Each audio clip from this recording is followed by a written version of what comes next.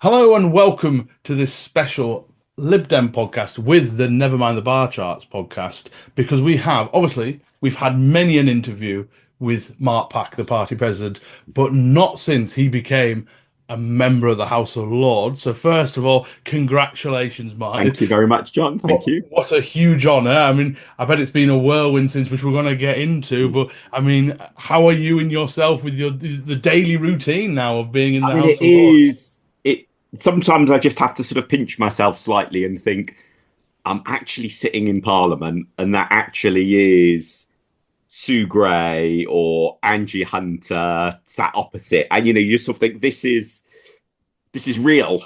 uh, Although obviously it's not quite normal in the sense that if I then turn to my right and have a look at the end of the chamber, there is the most blingiest of bling royal thrones that you can imagine. Listeners may well have be familiar with the throne in the Lords a little bit because that's the throne that the king now and for many years the Queen sits on giving the king or queen speech. But I think the footage you normally see on the news of that doesn't really reflect just how bright gold and how absolutely enormous the throne is. Wow. Okay. Now we will get into all of this, but first of all, and I've kind of teased you a little bit about this because listeners, we have tried to get this interview on for a few weeks, and then because of local elections and all the other things, we've had to keep on postponing it. So Mark knows I'm going to do this, but listeners, you're going to have a quiz here. So I'm going to read out three questions, one of which was Mark's actual question to cover his first question as a member of the House of Lords. The other two, I asked AI to said if Lord Pack was to ask two more questions, what would they be? And then you have to decide A, B, or C, which was the real one. And then this is where all the conspiracy people come in. They're all fake. No one would ask those questions. Okay, so the first one is Lord Pack to ask His Majesty's government what steps they are taking to ensure accuracy, transparency, and regulation of political polling, particularly in the context of its influence on public opinion and electoral outcomes. Was that Mark's first question? That was number A, letter A. The second one, Lord Pack to ask His Majesty's government whether they plan to review or update the registered parties, non-constituent and non-affiliated organisations Order 2000 as amended in 2002 and 2004. And the third choice is Lord Pack to ask His Majesty's government what assessment has been made of the condition of the roads in London and what steps are they taking to support local authorities in addressing potholes and road maintenance. So we will So give you I'm just about to send in two other written questions because the other two are pretty good ones.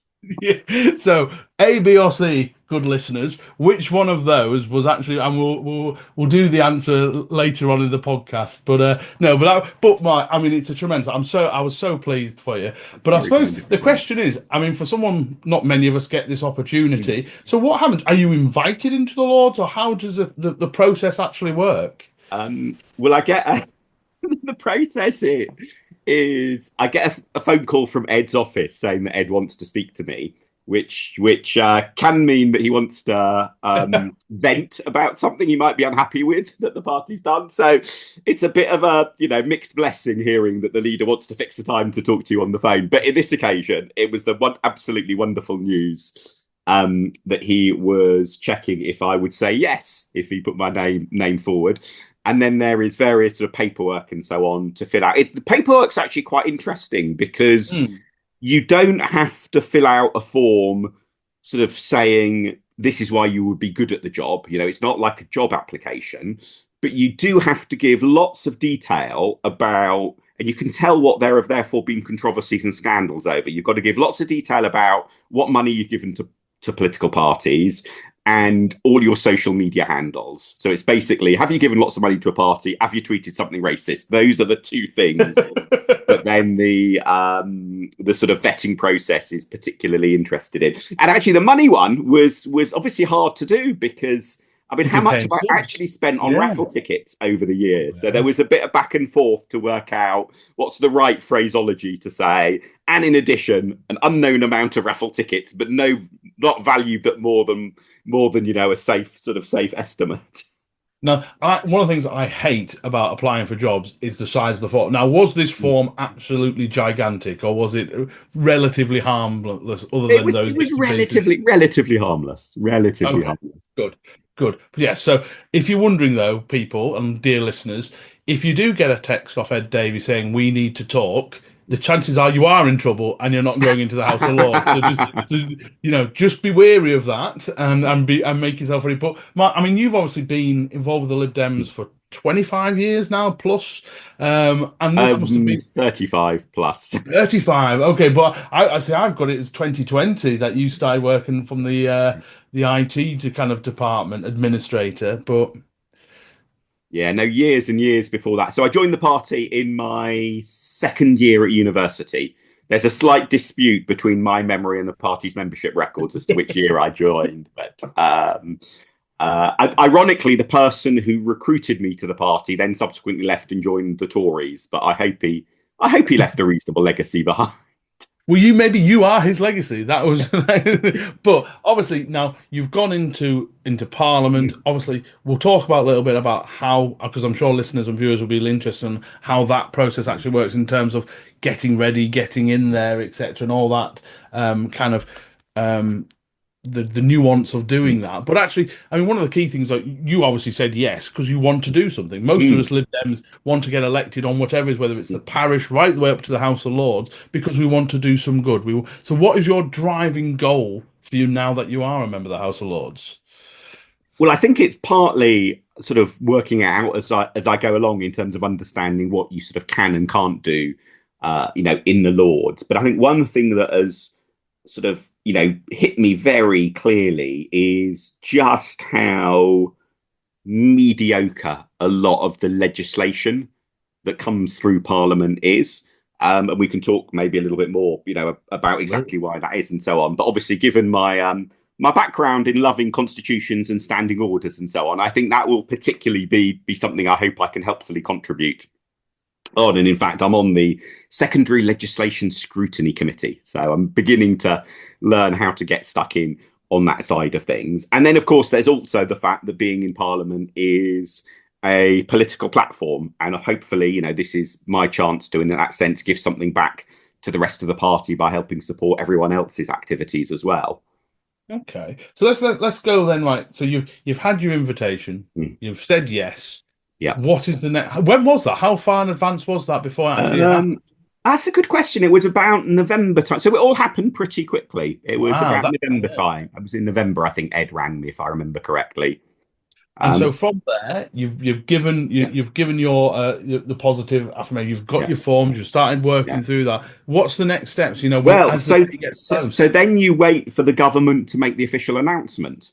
And the government doesn't, give you any advance notice, and it's not like you get a message from the government. The official announcement is a press release comes out from the government, so you know that, oh well, we hear the gossip from Downing Street is the press release will appear tomorrow. So there I am, Downing Street web press release website, opening one tab on my computer, hitting refresh far too often during the day.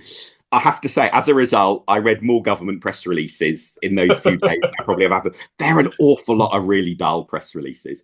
I also suspect, though, somebody in the press office in government was having a bit of fun because they will have known, there will have, not only myself, there'll have been a whole load of other people, who are all announced at the same time. There'll have been a whole load of us just thinking, when's this announcement going to come? Let's hit refresh, look at the press release. And there was a series of other press releases during those few days the government put out that started things like appointments announced.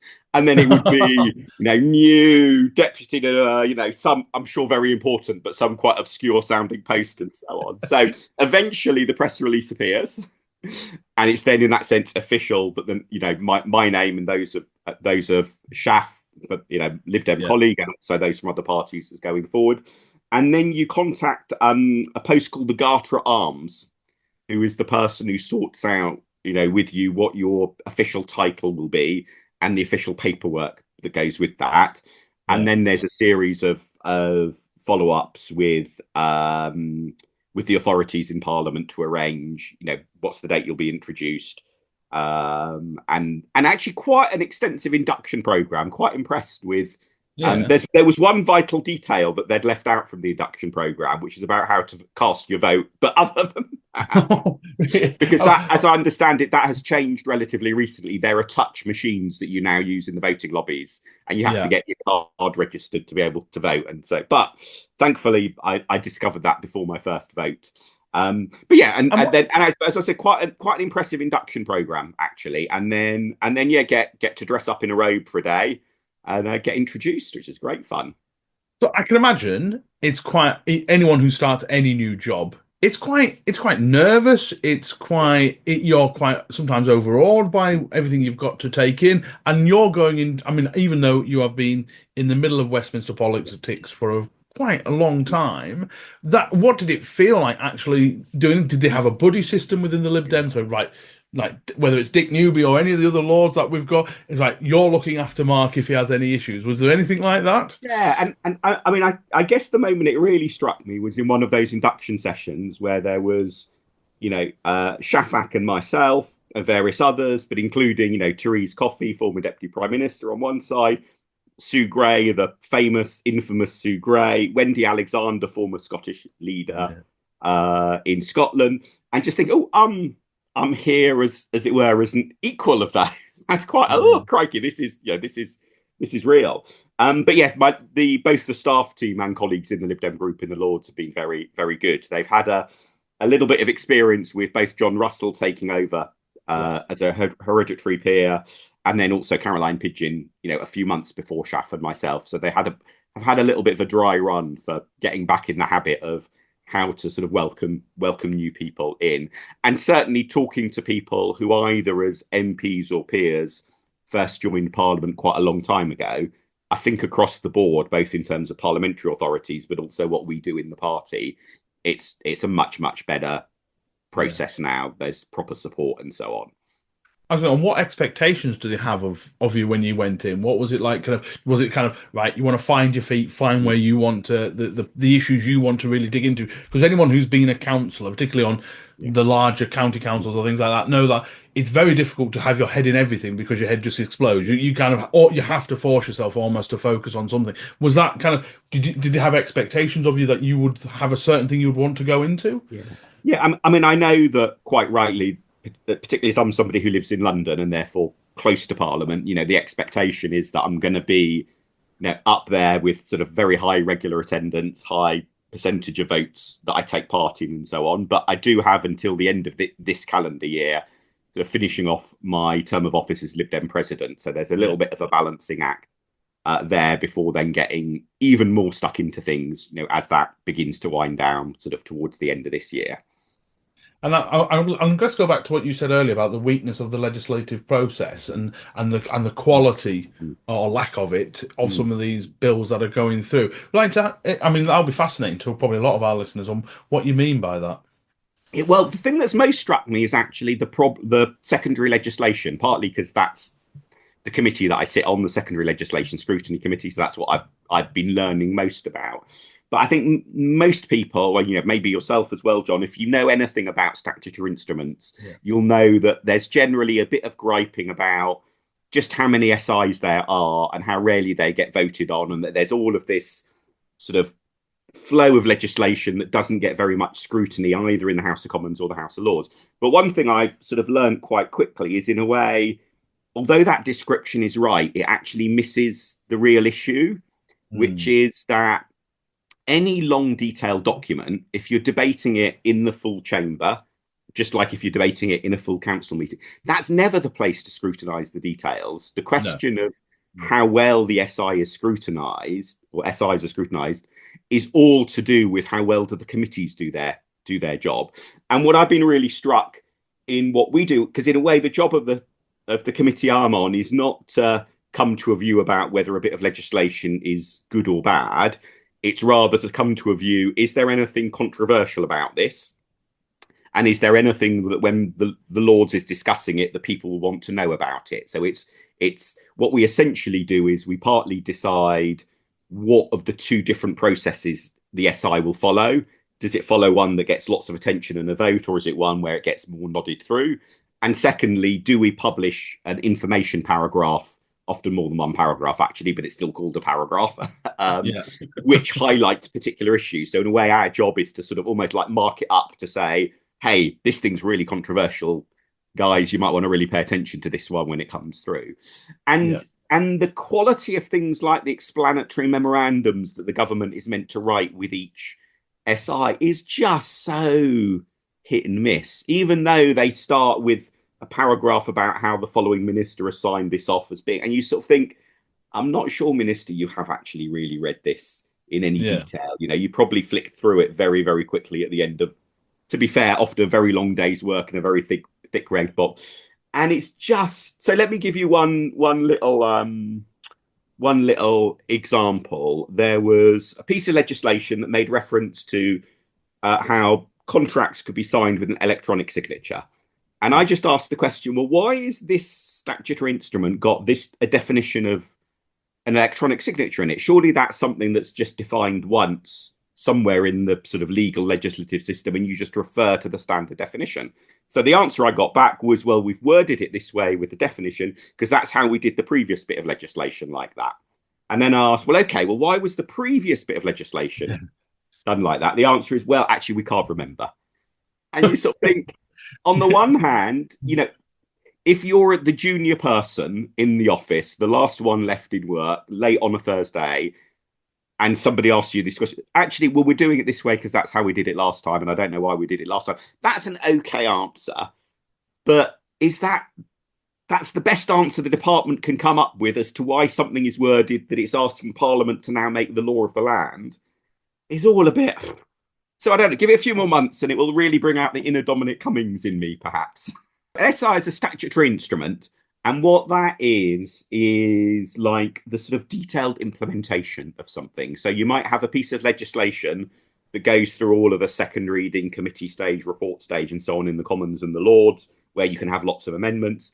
Statutory instruments can't be amended. They either go through or they don't.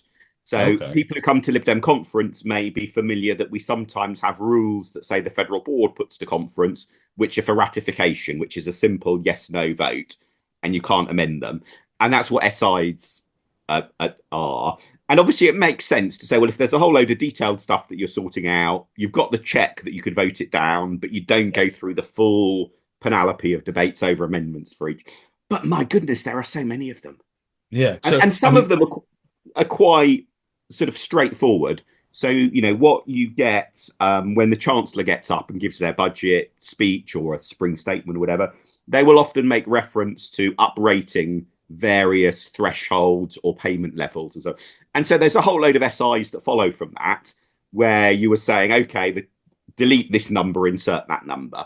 And obviously for those, the big political moment of accountability is, say, the budget. So it sort of makes sense that the SIs have a sort of streamlined process. But it's hard I'm work. beginning to worry about the quality of them. Yeah, and I suppose though it's really interesting because as someone who because I chair a scrutiny committee on thing, and obviously uh, in a far lesser degree, but part of the thing I always challenge officers and cabinet members is, okay, if that has been done like that for so long, justify it. And I suppose Absolutely. and your the point you're making is, how do we get to a point where have things always been like this? Some of your senior guys, oh yes, it's always just been that pain. It's kind of an accepted wisdom. That's how it happens. Or do you think it's getting worse as things are going on? Maybe Yeah. there's more pressures on ministers to actually do other things rather than just the actual getting the legislation completely nailed on. Don't know, I think is the answer. Because there's definitely a bit of, oh, it used to be better sort of vibe. But that's just a very natural human reaction to almost everything. So I'm Everything. not quite, I've not yet made up my mind whether I think, oh, this is just usual, you know, rose tinted nostalgia that everyone has about everything from TV to cornflakes to legislation, or whether it's real. But and a part of it, I think, is that the most exciting, glamorous sort of jobs that you really want in the civil service are on the policy making side rather than on the enacting legislation side. Mm. So there may be a little bit of what I'm seeing of how the civil service and departments operate is not seeing them at their best. I'm sort of seeing, but even so, it is the law. Just Yeah. to give you another example, which I think illustrates the wisdom of your approach, John, as a counsellor, is there's a steady stream of SIs that are fixing problems where the government has been taking money from people without appropriate legal authority. Right. Okay. And we had a really interesting debate on the committee about this because, in principle, that is absolutely awful. The government should not take money without any legal basis for taking the money. That is appalling. On the other hand, or at least all of the stream of ones that are working through at the moment are relatively benign mistakes because they're all cases where it's things like the government charges a fee for a certain safety check. Everyone agrees that those safety checks should happen. It's reasonable to pay a fee. It's a mistake that the relevant legislative bit wasn't done 30 years ago to enable the fee to legally be taken. But fundamentally, there's not a wrong that has been done in practice, although obviously a very important principle.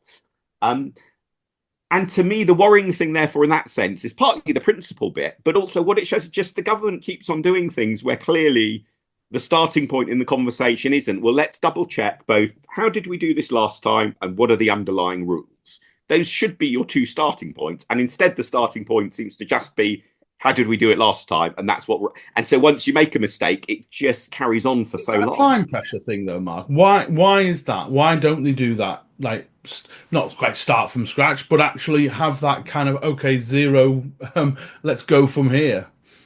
I think partly it's because there's quite a high turnover of Hmm. civil service staff, and the style of the civil service is to rotate people around and so on. So I think some of it is just the lack of institutional knowledge. Some of it is that there is just so much legislation that it's quite complicated to keep on top of. Some of Okay. it, though, clearly is that it's just not really rated as an important thing to get right.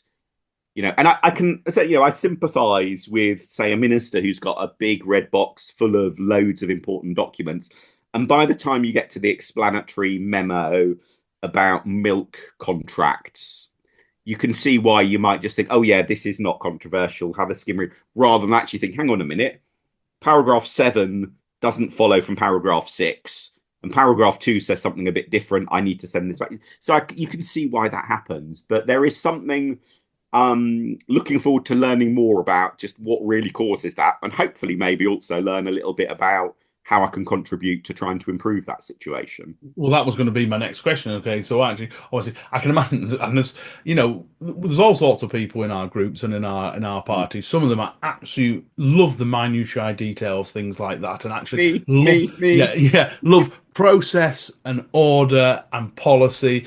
And I can imagine some of them listening to what you said will pull their hair out in frustration that, because these things, and, as you say, there's thousands of these SIs, is that each one of them has the potential to have a really adverse effect down the line for someone, Yeah. and that ripple effect is really important. And so when anyone who ever knocks on doors who says, "Well, why is something like that?" and you just don't have that answer, and you're in the chamber now where some of those answers lie. Actually, some Mm. of the problems stem from these things, so it must be quite frustrating at times.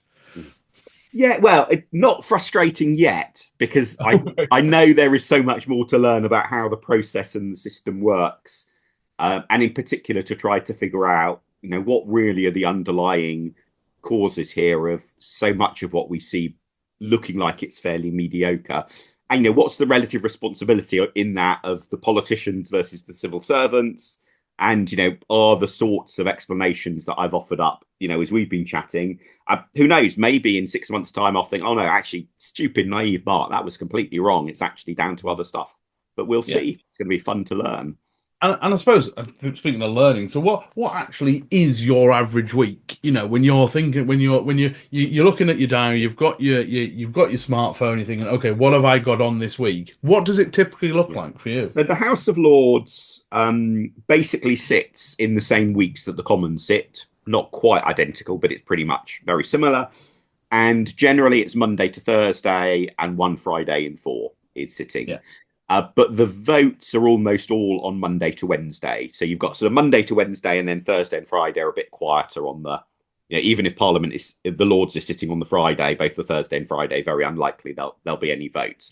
Which is interesting in itself that in a way, it's quite a modern workplace, which you might be surprised to hear me describe the Lords as modern in some way. And I don't think it's particularly for modern reasons. I think it's to do with things like, oh, there has to be time for the peers to return from the south of France to vote. But what it means is you actually know quite a long way in advance when the votes are likely to be. Yeah. And also, for many of the debates, you have a speakers list that's agreed and published in advance. So it's not like you have in the Commons all of this bobbing up and down, hoping you'll be called. You know, you either will or won't get called. So, in many ways, it's actually quite sort of well planned and that you can plan ahead. But yeah, basically, Monday to Wednesday is the sort of more intense bit where there are lots of votes. Yeah, tend to be the votes. Thursday, Friday, a little bit quieter. And I mean, it seems like every day the start time is slightly different, but basically Monday, Tuesday, Wednesday, it's sort of afternoon into evening. Thursday and Friday, it's sort of morning and afternoon. Okay, that's interesting. And I suppose the other thing, and most people will be viewing this conversation from the prism of knowing what MPs do, you know. So, and how do you, I mean, obviously you don't have a constituency, so to speak, but do you think of like in terms of offices, outreach to people, if someone comes to you, or if just say you become the expert in a certain subject and people naturally then reach out to the expertise of Yeah. Baron Pack, how do you then go about working through all that because it could be quite quite intensive in terms of it in terms of the amount of time and labor that you have to do on it, so how do you balance that out, or how does that work?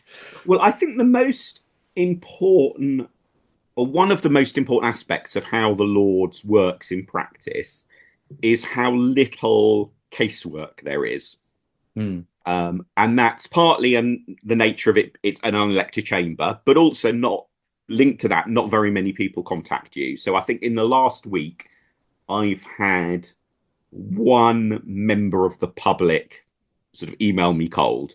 Any MP or any MP's caseworker listening to this, or indeed any councillor, probably will be unbelievably envious of you. Look, you had one bit of correspondence.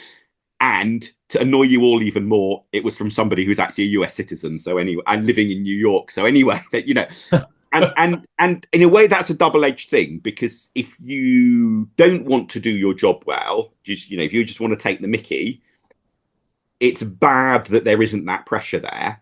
The flip side is the absence of that volume of correspondence gives the time and space to, if you want to, get properly stuck into things like scrutiny of legislation and so on. And so I think part of the explanation around the SIs and the explanatory memos and all of that is I just have more time to sit down and read them all each week than sort of colleagues in the Commons going through a similar process, Yeah. have, because they will, in the time that I'm reading them, they will have probably had maybe literally 100 emails from constituents land in their inbox, and so I'm not sure. I am absolutely sure I will not change my belief in an elected House of Lords is the right thing. What I'm not sure about is quite whether our vision of an elected Lords really factors in enough the right lesson to draw from that, because there is a real advantage in not having that volume of casework. Yeah. But you do need some form of accountability, in its stead. Because the problem is, if I decide to, not spend several hours reading the paperwork, what can anyone do? And that's just wrong. That's definitely not how democracy should work. And I remember, I think it was a newsagent's podcast, and Lewis Goodall was making the point about that it was actually basing off Amanda Iannucci's brilliant In the Loop film, where the principal character there was basically having to was at a UN assembly meeting in the morning, and then in the afternoon there was a constituent talking about a wall that was about to fall over.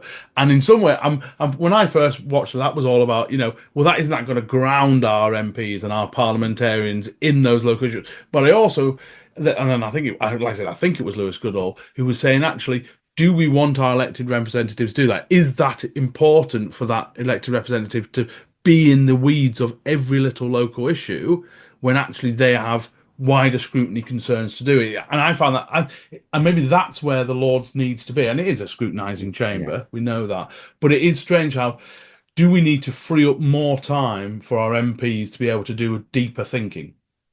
Yeah, I mean, Michael Crick makes this point as well often, where he's quite disparaging about, as he puts it, MPs being councillors rather than future ministers.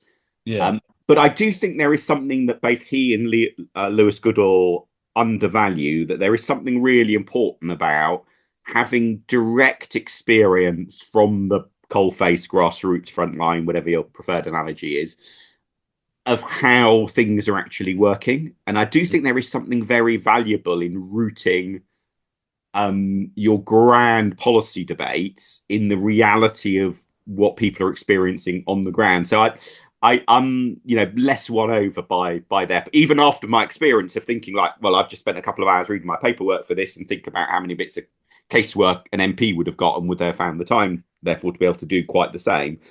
Nonetheless, I think there is real value in getting that direct feedback. And I think from everyone else's point of view, from a campaigner's point of view, this is exactly the same reason why I think canvassing is so important. If you think of it in the Exactly. grand scheme, you could probably get, British social attitude surveys and all the rest on what people think of what. But actually, there's nothing quite like getting the nuance and individual thing of actually canvassing and actually getting that direct feedback. And I've always been of the opinion that a more campaigning councillor tends to be a lot better counsel because they are really Exactly. in the weeds of these Exactly. results. Yeah. And just to give you, a silly little example, but also I think quite a serious one, because potholes have been in the news this week, and the government, put basically wanting councils to count up how many potholes they repair and putting the pressure on and so on. And at one level, I think we all, Lib Dems especially, would agree the overall state of the roads is bad. The government giving this some attention is a good thing. But if, like you and me, John, you're a pothole reporting aficionado, you immediately think, well, first off, there's a real temptation now to fiddle the figures because in urban areas, you often get a sort of essentially a set of rolling potholes along the Yeah, stretch of road, which is all in right. back. So, what counts as a pothole? Well, I think we'll start finding that thing that might have been counted as one pothole last month is going to count as six potholes in the future. Yeah, But also, and I'm sure you will have, a road that comes to mind in your ward that fits, this example as well. For me, I think Stroud Green Road, the road that keeps on having patch pothole repairs when what it really needs is just a thorough resurfacing. yeah, But if you're now got the pressure on to up your number of pothole repairs, that is giving an immediate incentive to short termism. And so I think there is value in MPs directly understanding that sort of issue to be able to much better inform the policy debate around how do we get our roads into a better state. yeah. And you're right. There's adverse consequences because again, I was as I what happens on big councils like Lancashire that the various different districts, so in my case Preston and the county councillors in that particular area, were doing a briefing and we're talking about potholes, and it came out and I said, and they finally confessed to Lancashire County Council that they don't do the proper cutting out and sealing. They do these splodging or blobbing techniques on them, which means they go in, they don't last as long. And so you're saying you fixed X amount of potholes, but how many of those potholes have been fixed 3 times in this year? And Exactly. so again, that Exactly. might say, actually, wow, our figures are brilliant. Look at the potholes. When actually, because if you think of the man hours, which is the big cost of that thing, it would be cheaper to actually cut out a larger section, properly seal it off, and then actually save money. And again, this is the worry I think of what the government announced, and the problem with target chasing. Mm. Right. So Well, we've got also, the pothole. I think the target that the government should be getting people to chase is the survey of the overall status of the roads, the Yeah. overall quality. So overall quality of the roads, that's a good target to chase because that still gives freedom within it as to what is the best way of raising the quality of substandard roads. And there is a bit of that, to be fair, in the government's announcement from a few days ago. But I think all of this, yeah. I mean, obviously, people who are a few steps removed from the sorts of politics that you and I very much like, John, might think, who are these weirdos who stop when they're walking past the pothole and think, oh, look, that one hasn't been sealed off. That's not. And you're right. We could talk till the cows come home about different types of pothole repairs. But you do need a bit of that knowledge to be able to properly hold the big, serious ministerial policy announcements to account. And that's what I think, where Michael Crick and Lewis Goodall do get it a bit wrong. And I suppose let's take it back. So again, so if like a bill comes through, and I'm going to choose a deliberately quite a controversial one that people Yeah. know, and so let's think about something like the assisted dying bill, Mm, which is highly controversial. yes. It is going to be scrutinised intensely Mm, at all stages. So I think most people will be aware that a bill starts off in the mm, Commons. You'll have various readings, of which you'll correct me here. The assisted dying bill's had its second reading, which was the one that got all the various press yeah. attention when it happened. What are the stages from that point? Because we know some of our MPs that are on there, like Tom Gordon, etc., has been talking because it's just gone through its next. So, what are the stages it will go through, and what's your involvement, even though if you're not directly Yeah. involved in that one? Yeah, sure. So to give the overall picture, normally legislation first gets introduced in the Commons, passes through the Commons, then goes to the Lords. Sometimes it comes to the Lords first and then does the Commons. But in both houses, you have a first reading, which is introduced, which is sort of fairly formulaic. Then you have the second reading stage, which is normally the big debate on principle. And that's where, on things like Kim Leadbeater's private members bill on assisted dying, you have one of the crunch votes. Is it then going to go ahead? Does it proceed from second reading? You then have the committee stage, which is where amendments get dealt with. Then you have the report back stage. And so the committee stage normally is not all the MPs or all of the peer, it's a subset, although it can be a committee of the whole House in some cases. So sometimes it is everyone. And then you have a report back stage after the committee stage, which actually in the Lords quite often seems to involve more amendments as well. But it's sort of meant to be that we've had the committee, now we hear back from the committee, decide what to do on it. And then there's a final third reading, which is another final opportunity to make some tweaks. So it is quite elongated process. I think Is it too long? what is unusual about the process in the Lords is you have almost no votes on amendments. So the point of an amendment, if you're, say an opposition party or indeed a backbencher who wants to change something the government's doing, is in the Lords at least, you're putting the amendment forward to try to persuade the government that this is a good point that they should take up. But you then withdraw the amendment, before you would have a vote on it. And so you might have 100+ amendments on a piece of legislation, but maybe only 4 or 5 actually get pushed to a vote. And so that the process there, I think, on non-partisan issues can work quite well, because what you're basically doing is you get a chance to make a speech with the minister listening, the civil servants listening. The minister's going to be paying attention because they've got to respond to you. So you've got a chance to try to persuade them of actually, the definition of potholes in this bit of legislation isn't the right one. You should reword it some other way. So on paper, I think it's a process that can work quite well. The difficulty is that if you're a minister who just doesn't want to listen and just wants to bulldoze it through, it's very hard to force that attention, because fundamentally, if the Lords passes an amendment, it then goes back to the Commons, where the government with its one party majority can undo the amendment, and it can ping pong back and forth between the two houses. But in the end, the Commons verdict will win out almost always. So And I suppose that leads us quite nicely into where the Commons and Parliament is at the moment, because we've had, for listeners that don't know, this week, as a recording, has been quite a controversial one in terms of Rachel Reeves' spring statement, I'm going to call it, rather, because we mustn't call it any sort of budget, and obviously some of the problems that are happening within the economy and the extra welfare cuts that are going to be happening. So obviously there's a process that's going to go through, and we're seeing lots of Labour MPs, well, maybe lots is probably a bit exaggerated. We're seeing some Labour MPs starting to say, "I was no way I will vote for this." Particularly, we've seen one in Liverpool, Chris Webb in Blackpool is one that I've already come out quite strongly and said, "Look, I cannot vote for this." So how is Parliament feeling at the moment? Because it's a very strange part, and we can talk about. I can't stop you from talking about polling, Mark, but it's a very strange feeling on the doors to have the two main parties in such doldrums at the same time. yeah, I mean, I think in terms of what I see it from the Lords, I think the Tories are still not really got their heads round that they're in opposition and what they need to do to try to get back into government at some point. They're still very much in that transition phase. And the thing that strikes me about Labour is how little of a real plan they seem to have. Mm.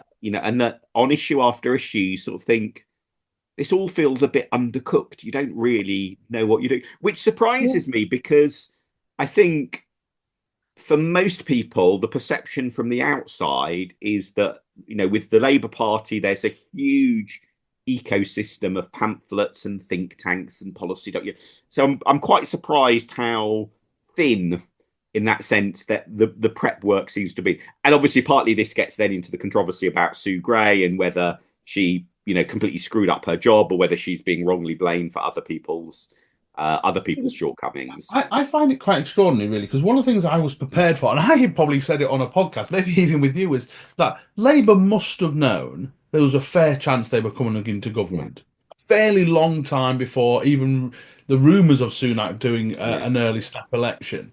And my kind of view, I'm thinking of like the leadership of like kind of Keir Starmer and people like that, that they probably had a number of things they wanted to do fairly early on in the likelihood they would become yeah, elected and would have done some kind of background work towards it. yeah. Now, I suppose that might be me being naive that you can't really do this background work maybe before Parliament, or Parliament is so much more complex than we can imagine. But it does, I do get the feeling that Labour seems to have not a coherent plan, and that, whether that is the Sue Gray thing. But again, I would have thought Sue Gray, with her background in the civil service, would have been someone that would have liked to have had their ducks lined up Mm. before they got into power. It just seems extraordinary to me. Yeah. The relatively recent book called Get In is a Yes. fascinating read in that respect, which paints, I think, a very unflattering picture of Keir Starmer as somebody who just doesn't really have any intellectual leadership in that sense. That he's rather I guess in a sense he's a lawyer. So if you think about a lawyer, the job of a lawyer is to have various arguments put in front of them, various bits of evidence, arguments, and to work out how do I make the case for my client as best as possible out of all of this. So you're not having to, in that sense, set a proactive strategic direction. You're reacting to the information that other people give you within a relatively narrow, as it were, tactical confine of argue your case. Now, that said, I mean, he did go on and by all accounts was a pretty successful director of public prosecutions. It's not like people said, oh, the organization was a, complete shamble. Even the most vociferous critics of him don't Mm. criticize him for how he ran the organization. They criticize for particular decisions or incidents.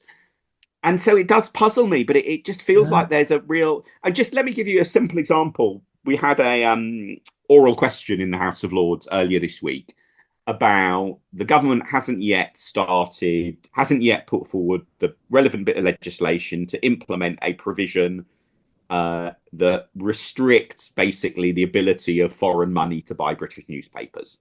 And there's a genuine debate to be had about where do you want to draw the line, because actually the media industry in general is actually very short of money. So simply blocking a whole load of sources of money could end up being damaging for the state of journalism in Britain. On the other hand, obvious worries about foreign money Yeah. buying and influencing our media. And so I get that it's not a straightforward decision necessarily as to how to word the implementation bit, but you sort of think, okay, are we going to allow the Saudis to buy the Daily Telegraph? Feels like a fairly fundamental bit of political management and strategy that you would have thought this is when you're thinking what was it going to be like in government, how are we going to handle the media, etc., that you would have got to working out. And instead the poor minister just had to keep on saying, well, I've gone back and asked the department, and the department has said I can once again promise that it will be shortly, even though several months ago they were saying it was short. And you sort of think, has anyone got a grip here? And there are Yeah. certainly some individual ministers who are very impressive. And you sort of feel they do have a grip on the detail of what they're dealing with, absolutely. But overall, it seems surprisingly aimless. Yeah, and like I say, all his background just it gets that even more surprising, and it is a very strange place, and British politics in a strange place, and we can't have a chat with you, Mark, without talking about some of the polling at the Mm, moment, and I think the one that really struck most of us, and I remember at ALDC Towers, we were all on our WhatsApp that the poll I think it was by YouGov this mm, week that had all four of the top parties all within 7 points of mm, each other. I mean, it is quite an extraordinary time. And for those of us on the ground that are looking at our switch analysis of voter mm. responses on the doors and things like that, no, this is not unsurprising to us in terms of that level of just political flux that's happening at the Yeah. moment. But it is, I mean, it is quite extra. I mean, what are your views on it as someone Yeah. who I really mean, I mean, looks the into best the way of politics? summarizing that in many ways is that it's quite possible that the winner of the next election will win on less than 30% of the vote. Yeah. And actually, roll the clock back, not very far at all, 30% or less would have been a disastrous, vote losing share for the second party. Getting under 30% would have been a disastrous election result for Labour and Tories at various points in the last 50 plus years. And yet it may well be 30% is what the winner gets. And first past the post just can't cope Cope with it. in a No. way with that. So what I think we will see, as we saw, in the general election, but also we've seen in council by-elections, is a lot of polarization. And the question will often be, is the polarization going to happen around it being a Tory anti-Tory fight in this place, or is it going to polarize about being a reform anti-reform battle, or in Scotland and Wales, a nationalist anti-nationalist battle? That there are various different political contests, and whichever one it turns out to be, then all sorts of other supports will coalesce behind each of the two main challengers in that contest. And I think we'll see this in the local elections that And um I've said to lots of my colleagues, it's kind of I wish I wasn't almost up this year because I find these local elections genuinely fascinating, and it's obviously part of it's torture for me because I'm a candidate in May.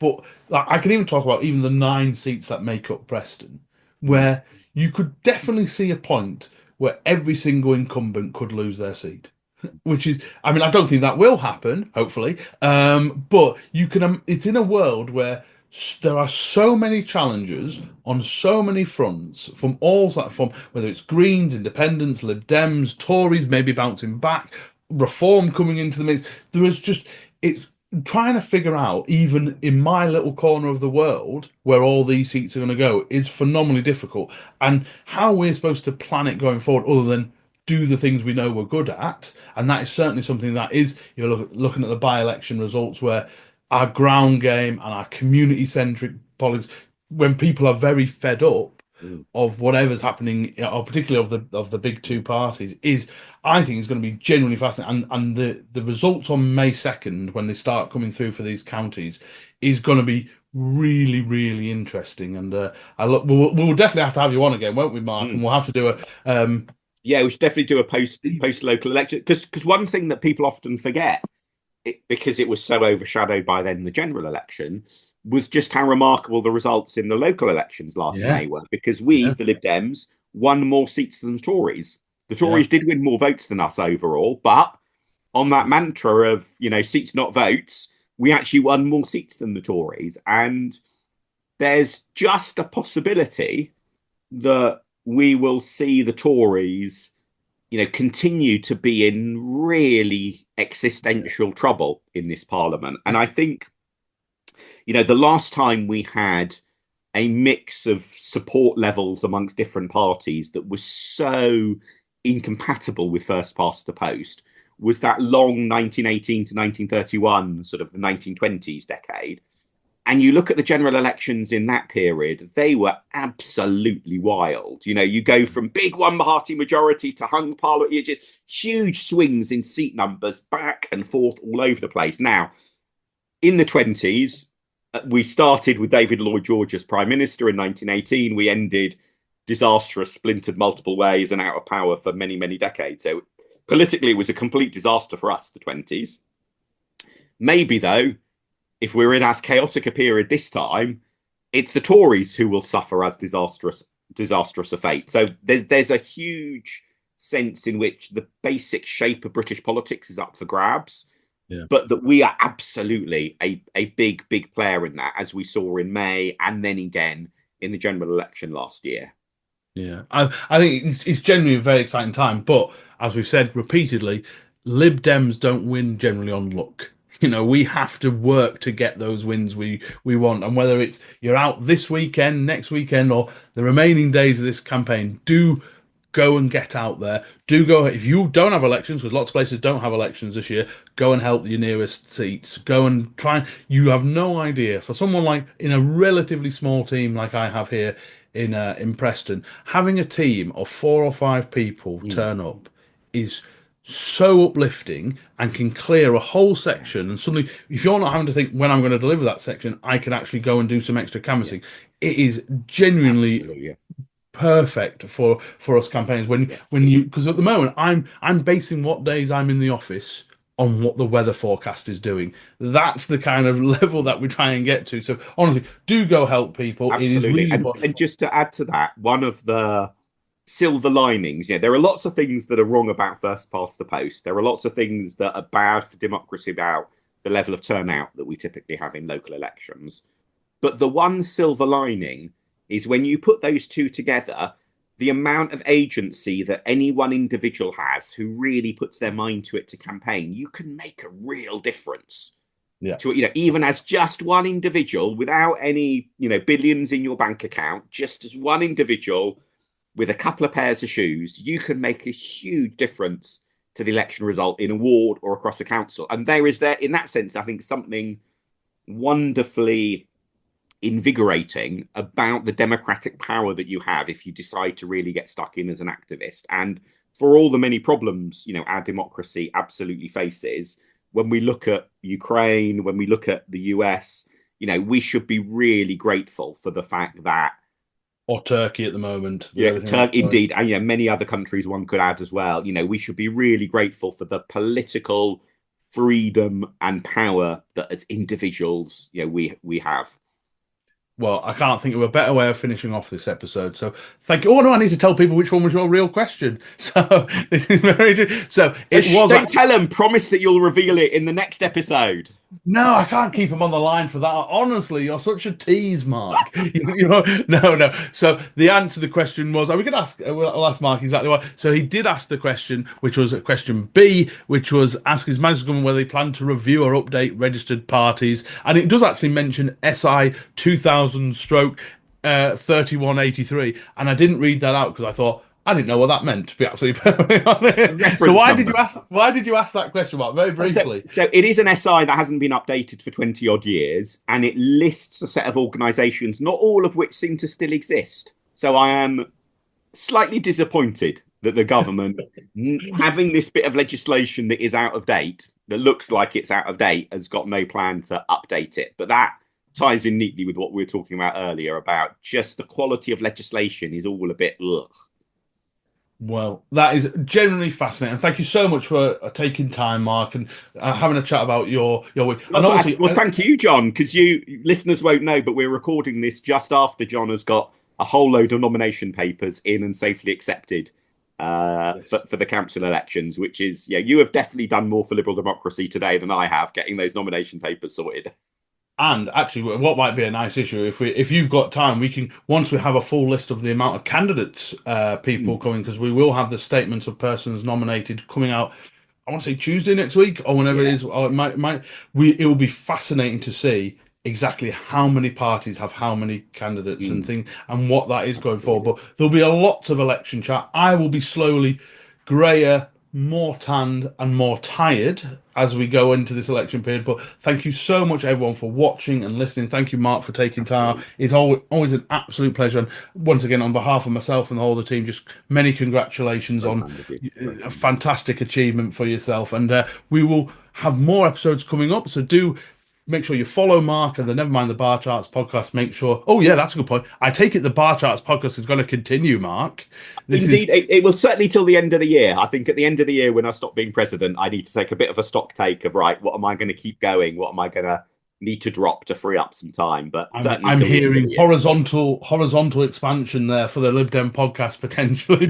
But no, well, lovely. Thank you so much, everyone, for listening and watching, and do subscribe to us and wherever you get your podcasts or on YouTube if you're watching us on there as well. So thank you very much, and we'll be back with more episodes very soon.